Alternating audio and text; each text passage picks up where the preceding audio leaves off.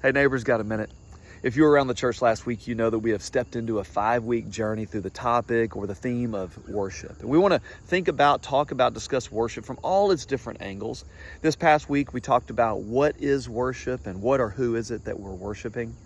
We uncovered the old Hebrew word and the equivalent in the Greek from the Older and Newer Testaments, and it found that the word worship, at least in its biblical context, meant to bow down, to lay prostrate on the ground, to acknowledge that we are less than God. God is greater than we are. Now, there's a newer word that we get worship from, and that's the worthship.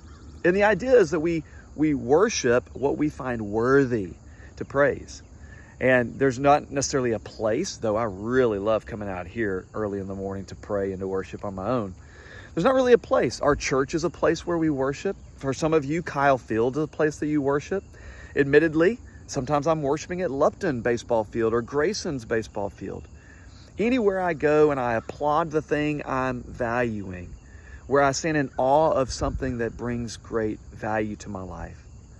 Worship is assigning value to something or someone. And so as we get ready to come into this upcoming Sunday, last week if you were there, we kind of picked fun at the music that we use for worship, whether it be contemporary praise songs or the old traditional hymns. And I tried to suggest that both of them were valuable, just sing to the Lord.